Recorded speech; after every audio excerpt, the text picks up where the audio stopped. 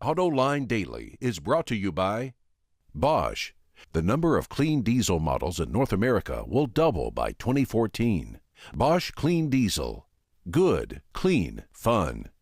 Bridgestone. Your journey, our passion. And by Dow Automotive Systems. Improving durability and increasing design flexibility with Betamate structural adhesives at dowbetamate.com. This is Autoline Daily for February 20th as we kick off a new week of covering the latest news and developments in the global automotive industry. Hyundai and Kia are being sued for patent infringement with their hybrid technology that they're using on the Sonata and the Optima. A company that Autoline Daily viewers should remember, Pace LLC, filed the lawsuit. Pace is seeking cash compensation and wants to prevent the companies from using the technology without permission. As you may remember, back in 2010, Pace made millions on a settlement with Toyota after an 8-year battle for hybrid patent infringement. And you can use the search engine on our website, Autoline.tv, to find an interview I did with the executives at Pace some years ago. Another day, another Mini. The premium small car maker is set to premiere yet another new model at the Geneva Motor Show next month, called the Clubvan. It's a utility version of the Clubman. It features a partition behind the front seats and a flat floor stretching all the way back to its split rear doors. Based on the pictures, this thing looks production ready. But given Mini's upscale reputation, is the Clubvan something it really needs in its lineup? I mean, come on, are buyers going to pay for a high-end work vehicle? Okay, the company is targeting fashion designers and gallery owners, not masons or general contractors. But still, wouldn't a Ford Transit Connect be a more cost-effective option? The learning curve for in-car navigation systems can be steep.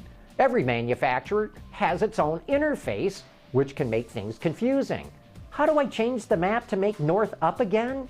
Well, things would be a lot easier if you could just use your smartphone.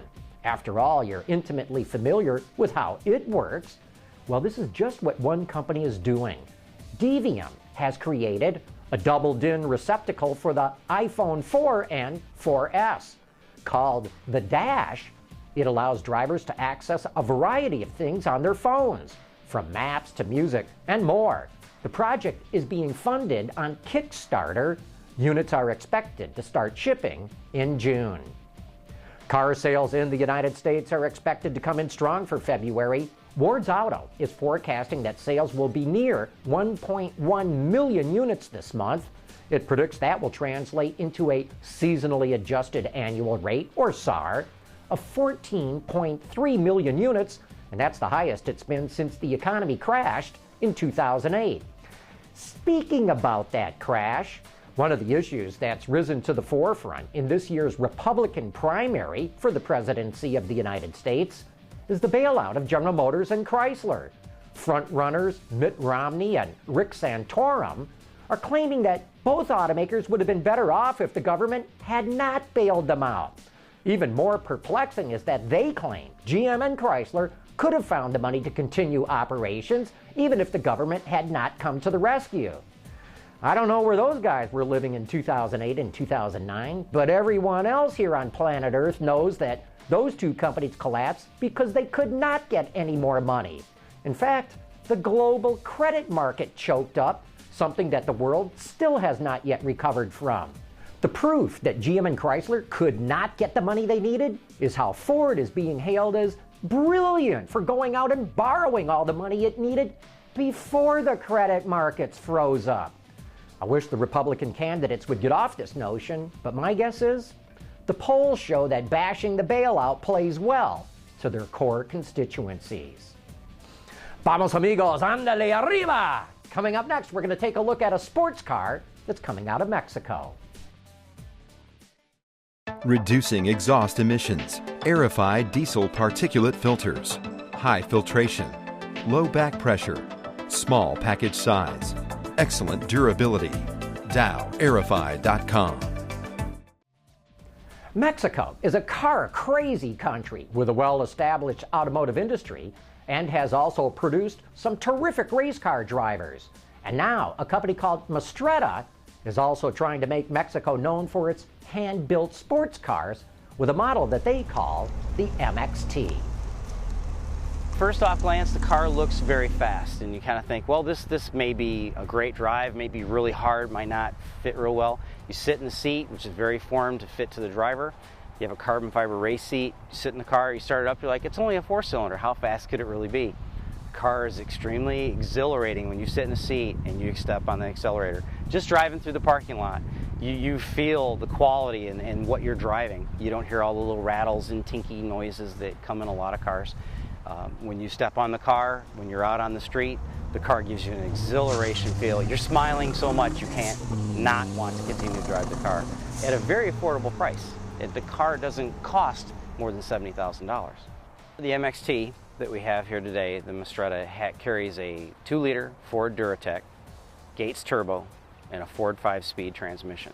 So we have 250 horsepower at a 2,000-pound weight ratio car. So you have a great power to ratio between the two. The car is very excitable with the pedal. The Gates turbo adds to the boost in the engine, but you also get the sound effect of the turbo. In this vehicle, our series has a wastegate.